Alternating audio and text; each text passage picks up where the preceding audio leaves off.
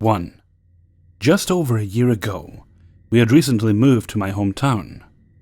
I wasn't quite 18, so nobody wanted to approve my fiancée, who was 22, and I for a house rental, of course. So we were forced to move into a cabin in a caravan park. I believe many of you would refer to this as a trailer park. My fiancé didn't know many people here, so he would just go about his business, going to work and coming home. Not really going out to see friends.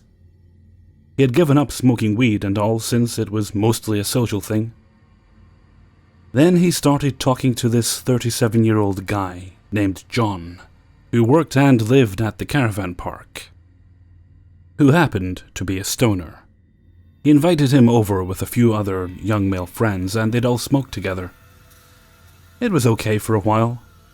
I met them once and was pretty horrified at the living conditions of this guy. A decrepit old caravan obviously hadn't been cleaned at all inside or out for years. It smelt and was so grimy and disgusting. I had to try pretty hard not to let my disgust show. Because that's the polite thing to do. He smelled really bad too. I later found out he almost never showers and hasn't washed his clothes in a very long time. I guess these are the signs of someone who was quite mentally ill.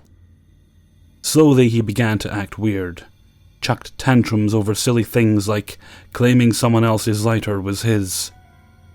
Our friend accidentally stumbled onto gay porn on his computer, which he flat out denied and said it was our friend who was watching it. He started to get overly weird towards my fiancée. Slowly, everybody stopped going to his caravan except my fiancée. And that's when the text messages started. One minute he would send a text message to my fiancé calling him gay and accusing him of sleeping with all these guys, and that he had it on camera. The next he would beg forgiveness. It got so bad that upon waking up of a morning, my fiancé would have between 40 and 100 unread messages on his phone. We reported to management about this, but they couldn't do much. The third time we complained, they fired him, but let him stay in the caravan still. And then it got even worse. The messages would sometimes even say, "I'm sorry, I love you, bro," and even joke about wanting a blowjob, or would even offer to give my boyfriend a blowjob if he would just get him some weed. He didn't know anybody else to get him any, or if he would just hang out with him. Then he would say stuff about me. I can't remember exactly what, but it was an attempt to both anger me and my fiancé and damage our relationship. He would direct some messages at me, claiming that when my fiancé said he was just going to the bathroom, he was really going to John's and having sex with him.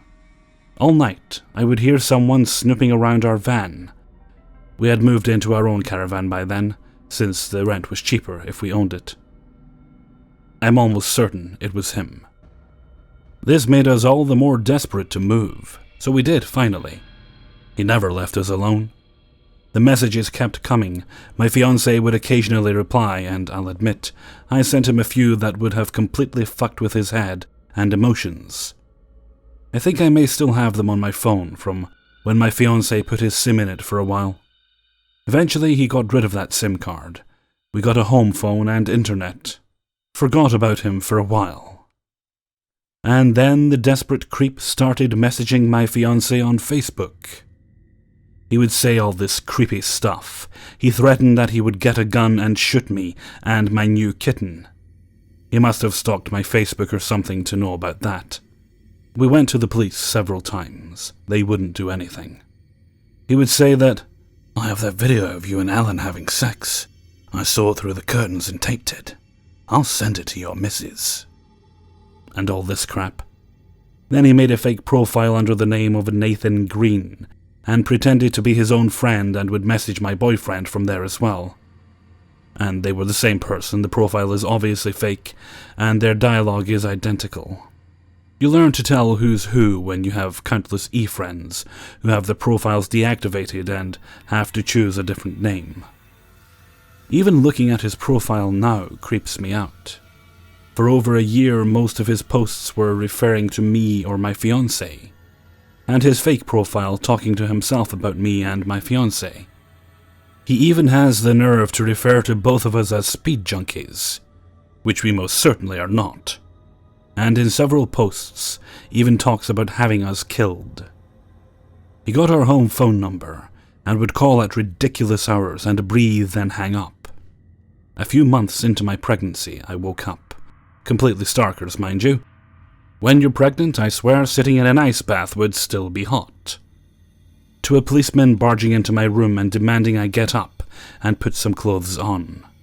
They raided our house and completely trashed it and broke things unnecessarily.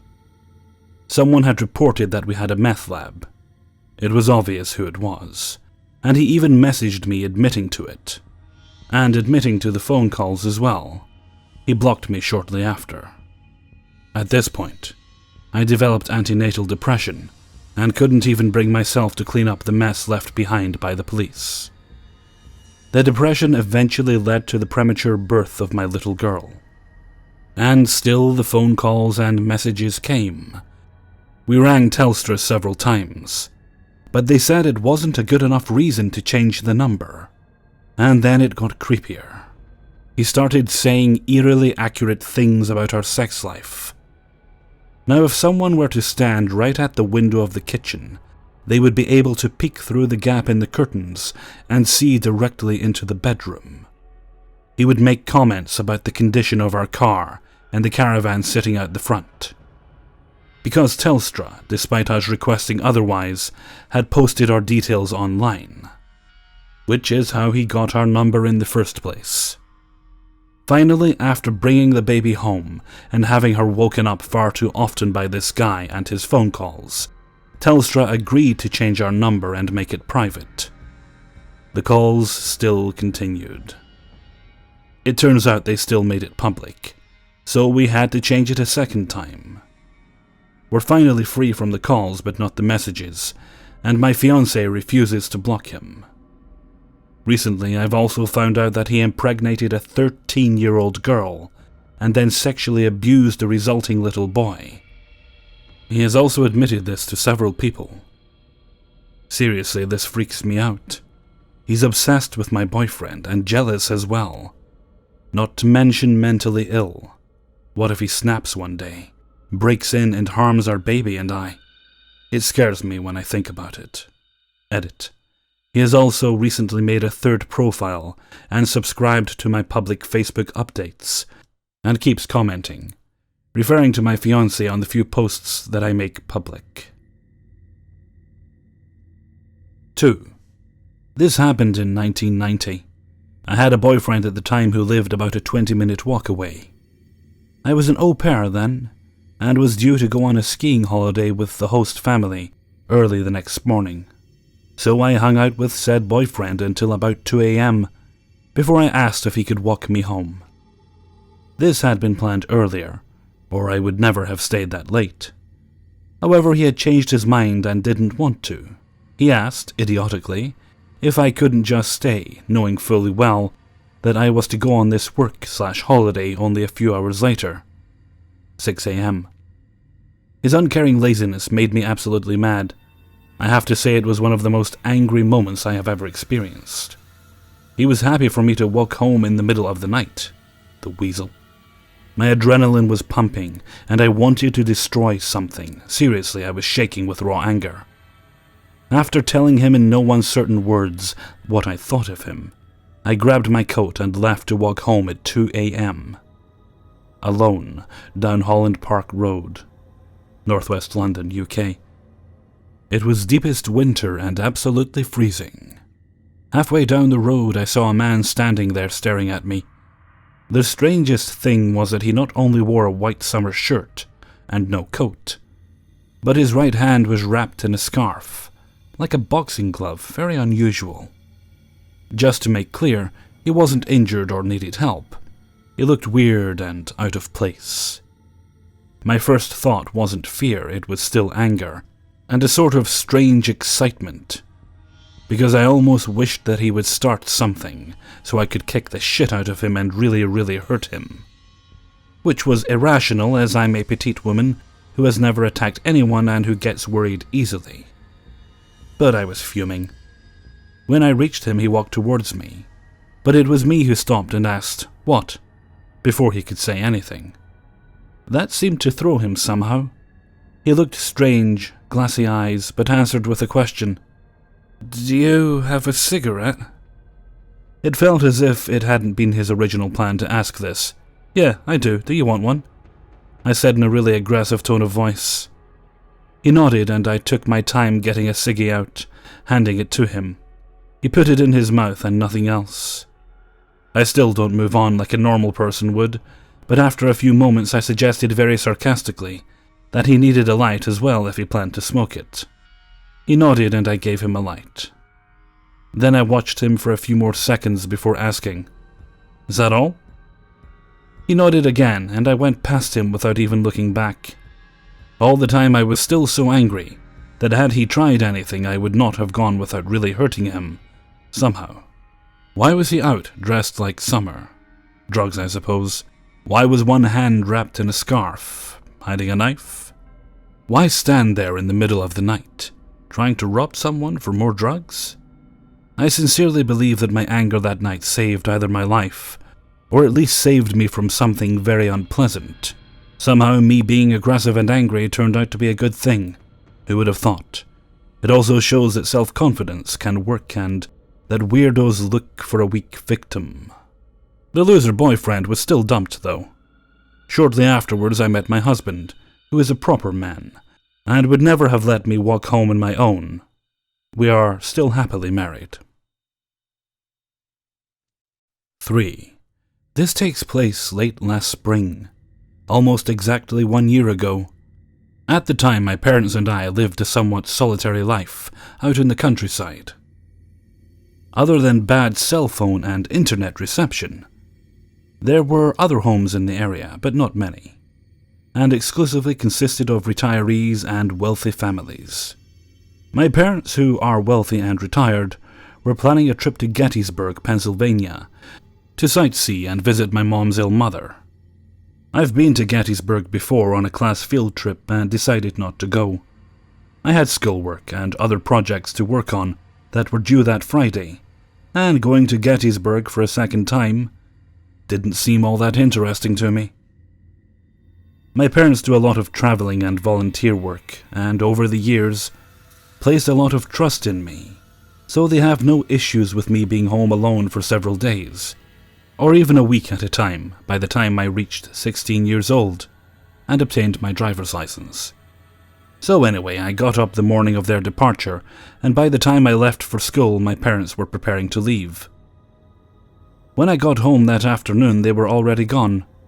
I had 3 days alone. I spent the first afternoon and evening doing homework and gaming. That evening I decided to drive out to the closest town and pick up a pizza for myself, since I didn't feel like preparing anything. When I got home, I ate about half of the pizza, and after watching some YouTube, decided to turn in for the night. I woke sometime around midnight, which isn't out of the ordinary for me, as I sometimes have trouble sleeping at night. I went downstairs for a glass of orange juice, and decided to flip through the channels on our living room television. I was sitting there, looking at my phone more than watching the television, when I saw a light turn on through one of the living room windows. It was our garage's motion sensor light. Did my parents come home much earlier than expected? I sat quietly and waited. The light eventually turned off and I didn't hear any noises. It must have been an animal or something, perhaps a deer. I turned off the television and went upstairs and into my bedroom and lied in bed. I fell asleep not too long afterwards. I awoke to the sound of my alarm, time to get ready for school. Oh joy. I arose, got ready and headed out the door into my car and drove off to school. I got home that afternoon and spent the day similarly to before. Did homework, gamed, ate dinner, went to bed. I slept through the night that night and awoke the next day and headed off to school. My mom called me during school and left a message saying that her and my dad are going to stay longer than expected, as my grandmother was in some pretty rough shape. I got home, and once again the day went as it did the last two. Except this time I finished up my senior project, and was almost officially finished with high school. About damn time, I say. I relaxed that evening outside on our hammock and read a book until sunset, debating whether or not to travel to Gettysburg the next day to visit my grandmother. Dinner time came and went, and I decided to settle on the couch and continue reading my book. Since it was Friday, I had no school the next day and stayed up longer than usual. It was about 11 o'clock at night when I looked at my phone and noted the time. I decided to go upstairs and game for a couple of hours. I left my bedroom and across our foyer to use the bathroom sometime that night, when I noticed through one of our front door windows that the garage light was on again. That's odd. I peered outside towards the light and saw my car, but nothing else. The light turned off and I went to use the bathroom. I decided to grab a snack afterwards, so went into my kitchen after using the bathroom and made a sandwich. Out of nowhere, I heard a faint tapping noise coming from one of our morning room windows. I felt on edge as I looked towards the tapping and saw nothing but blinds over the windows. Having never dealt with something like this before, I didn't know what to do. I couldn't have been hearing things, could I? I definitely didn't imagine the motion sensor light being on. I wanted to call my mom, but they're most likely sleeping by now. I waited and listened in to see if I could hear anything else. Nothing. I went upstairs into my parents' bedroom and found my dad's handgun in his dresser drawer. I sat in my bedroom and looked out my window towards the backyard. I watched for what felt like 10 minutes or so, hoping that whoever or whatever it was would go away. I eventually went back downstairs and, to my horror, heard the tapping noise again. Except now it was coming from one of the front door windows. The garage sensor light was on, but when I looked towards the window I saw nobody. Perhaps a friend of mine was playing a prank on me. I have a couple of good friends who know that I'm home alone, but they've never done anything like this before. I texted all of them and got only one reply. He denied being at my house and told me he was lying in bed, trying to sleep. I waited and waited until I could hear another noise, but about a half hour went by without further incident. I didn't see the garage light come on again, nor did I hear any other noises for the rest of the night. I turned in for the night, after checking the locks on our doors and windows. I awoke the next morning and went downstairs to have breakfast. Afterwards, I vividly remembered the previous night's events and went outside to look around the house to see if anything was out of place or peculiar. Nothing seemed to be out of the ordinary. Our patio was left untouched. None of our stuff had been moved or taken. Even our shed, which was unlocked, didn't seem to be messed with. I looked inside of it and didn't notice anything missing that I had seen the week prior while assisting my dad with yard work. I went back inside and decided to sleep for a while longer. I awoke that afternoon around 2:30.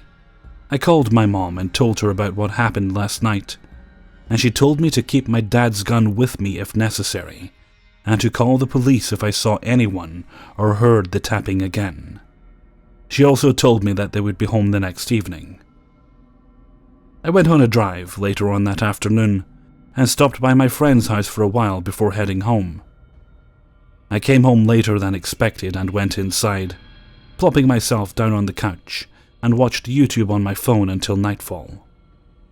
After eating dinner, I sat back on the couch and watched more YouTube. I was dozing off on the couch when I heard the sound of someone walking on our patio. Uh-oh. I swiftly made my way towards the back door and waited, listening for any more noises. I then had an idea. I quietly ran towards the front door and peered towards the garage to see if this person would walk towards it, and turn the motion sensor light on. Then I can see if I know the person if I could see their face. Luckily, exactly that happened. I was looking towards the garage when the light came on. I saw the person light up in the night. It wasn't anybody I recognized. At first, I couldn't tell if it was a male or a female, given their long hair that covered half of their face, and their attire wasn't noticeably masculine or feminine in appearance. What I could tell, though, was that this person was armed and was carrying a dagger. Jesus Christ. I had to call the police now. I may have a gun, but I'm way too afraid to confront this creepy-looking person on my own, especially if I was probably not going to have the guts to actually shoot him, or her, if they attacked me or tried to get inside. Suddenly we made eye contact. I felt my heart drop. I saw a smirk form across the person's face as they walked towards the front door, towards me. I jumped up and ran away towards the kitchen and called 911. After being redirected to the state police barracks, I told the dispatcher that an armed man or woman with some sort of dagger was creeping around my house. I stayed on the phone with them as I heard the person tapping on the front door, presumably with their weapon. I couldn't tell you what I felt at this point. Unfortunately, the closest officer was about a half hour away from me, so I had to fend for myself until then. I tried my best to describe the person to the dispatcher, but I simply couldn't. I told her about the motion light coming on the first night, the tapping noises and the sound of someone walking on my patio. She then asked if he or she had tried to force entry, but I said no, which was equally as baffling between the two of us. I jumped when I suddenly heard the tapping coming from behind me. I heard a deep, muffled laugh coming from outside. At least now I knew it was a man. Holy fuck. I looked at my phone after not hearing the dispatcher for a few moments, only to notice that the call had dropped. Ugh, why now? Damn reception out here in the middle of nowhere. I felt genuinely afraid as fuck at this point, so I ran up to the upper part of my foyer and lied down on the carpet and focused my attention on both halves of my house. The front door and back door, gun in my hand, phone in the other. I didn't have to recall the barracks, given the dispatcher had already called me back by the time I had settled down on the ground in the foyer. My phone's signal was weak, so I wasn't sure how much longer I would be able to stay on the line. As I waited, I heard the occasional tapping noise on my windows and doors. I then heard for the first time the sound of my back door being tapped. I talked to the dispatcher, who was doing her best job to keep me calm as I sat there like a scared little mouse, hiding from a cat. I felt scared as a motherfucker, even with a gun in my hand. After about 15 minutes of losing connection with the dispatcher again, the occasional sounds ceased. I went into the master bedroom and looked out the window towards the road. I stared at it for what felt like an eternity, when I finally saw a car driving up towards my house. Finally.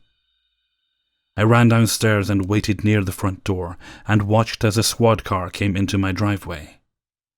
As I watched, 2 cops came out, one coming up to the door as the other walked around the house. I opened the door and greeted the female officer who came inside. We stood there in the foyer as I explained the previous night's events leading up to tonight. I also gave my description of the person. She made notes about everything while the male officer was walking around my house. After a few more questions, she told me that they'll drive around the area a couple of more times, and recommended that my parents install a security system when they returned from their trip. I still felt nervous after they left, especially because the male officer was unable to find a trace of the person who was fucking with me. Hopefully this potential burglar, or whatever they were, is now aware that this isn't a house to be messed with. When my parents returned the next day, I filled them in what had occurred during their trip. It wasn't until about a month later when my parents finally had a wireless security system installed in our home. Luckily, nothing major happened during that month, even during the times when I was home alone. However, the story doesn't end here. Unfortunately, there was another smaller incident that occurred. This time when I wasn't home, but both of my parents were. I was away from home for a couple of days on a fishing and camping trip with 2 friends from school, when my mom had called me telling me that they suspected that somebody had been trespassing on our property late the previous evening. My dad had gone outside to investigate after noticing our garage light come on several times over the span of about an hour, as he sat in the living room watching television. Of course, he found nobody. But he did notice that one of our patio chairs had been moved ever so slightly. I came home and never truly felt comfortable at night, even in my locked, secured house. Sometimes at night, my mind plays tricks on me, and I imagine hearing the same tapping noises that I heard previously. Of course, I don't believe anyone's there, but I can't shake the feeling. Even a year later, I still sometimes feel like someone is outside my house when I'm awake at night. So yeah, possible burglar, murderer, whoever you are, wherever you are, I hope we don't ever cross paths again. Hey everyone, Hellfreezer here, and thank you very much for listening to 3 True Scary Stories, episode 223. Big thanks to everybody who allowed me to use their stories in this video. I just want to say a thanks to all you guys for the positive feedback you gave me on the idea I floated about the radio plays. Next step here is I'm going to get a hold of one of them. Obviously I can't use it, but I'll get a look at the format, the kind of idea of the length in that. I'm thinking about 20 to 30 minutes will be long enough anyway. So yeah, it will be Sherlock Holmes. I'm not 100% certain if it's going to be an adaptation of an existing story, or if it will be something completely original. Because the thought does occur to me, I could essentially... Well, I'm getting kind of lofty ideas here. I could essentially build sort of a kind of like a Wold Newton kind of universe. To explain what that is, it's essentially the Avengers before the Avengers. Is what it is. If you want to boil it right down to it, it's the idea that fictional characters like Sherlock Holmes, like Tarzan, and various others, that they all came from one specific area in England, where I think there was like an asteroid crash, and the radiation from that made all these people very gifted and remarkable, and that gave rise to like your Sherlock Holmes and people like that. It's a fanciful notion, of course, but it's fiction, so you can get as fanciful as you like. And there have been other variations on the idea. It doesn't necessarily have to follow the exact format, but the idea that these fictional characters share a universe, and you've got your League of Extraordinary Gentlemen. I would direct you toward the comic rather than the film. The film was fine, but the comic is way better, although quite graphic if you're easily offended. Or even if you're not easily offended, it's still, there's some stuff that happens in there that's quite shocking. But on the whole, very enjoyable. Then of course there is, let me think, then of course there's Kim Newman, who has his own idea of the Wold Newton type universe. And what Kim Newman does is, it was kind of interesting. I'll try and talk you through it. He writes a series of books called Anno Dracula. And in these books, each book takes place in a different time period. And rather than being, for the most part, specifically about Dracula, it is about the influence he's had on society. For example, the first book is essentially a Jack the Ripper story. The second book is a World War II... a World War I fighter pilot drama. All involving vampires, by the way. Number 3 is kind of like a spy story in some ways. There's a bunch of different elements in there. And the fourth one is the kind of overreaching story, as it involves the movie industry, people acquiring fame, all that sort of thing. And the way it works with Kim Newman, I'm yammering on here, I know, but what the hell, it's been a while since I've had a good yammer at the end of one of these. The way it works for Kim Newman is he takes actual historical people. For example, we've had Winston Churchill show up in some of the stories. And he also takes pre-existing fictional characters that are in the public domain. The first book, just to explain, the first book involved Lestrade, or Lestrade, if you prefer, from the Sherlock Holmes stories. It also involved Mycroft, Moriarty was referenced. There were a bunch of other characters as well. And he also uses he uses his own characters as well, like Genevieve Diodon, or Genevieve Diodon, whatever, and Charles Beauregard, and they're his own characters. But he also uses what we'll generously call borrowed characters. And in that case, these are the lawyer-friendly versions. In the third book, the kind of spy one, I'm sure you can already guess where I'm heading with this. In the third book, there is a Scottish secret agent that drives an Aston Martin, carries a Walther PPK, and is a very, very snappy dresser, a bit of a ladies' man, and his name is Hamish Bond. Hamish being the kind of Scottish form of James. And he's exactly like Bond. Well, specifically, he's exactly like Connery's Bond in every way, apart from the fact that he has fangs. So I would certainly not go that extreme with it, but that just gives you an idea of how you can form these universes with a whole bunch of other characters. So when I'm writing this little play of mine, and there's not going to be a rush for it, I'm going to take my time, and when I'm writing this, I've kind of got the option to incorporate other characters. So we'll see what happens. I certainly won't be using any lawyer-friendly versions, although I may take inspiration from other places, but just inspiration. Okay, this is shaping up to be a very long outro, so I'm going to leave it there. So until next time, thank you very much for listening, and take very good care of yourselves.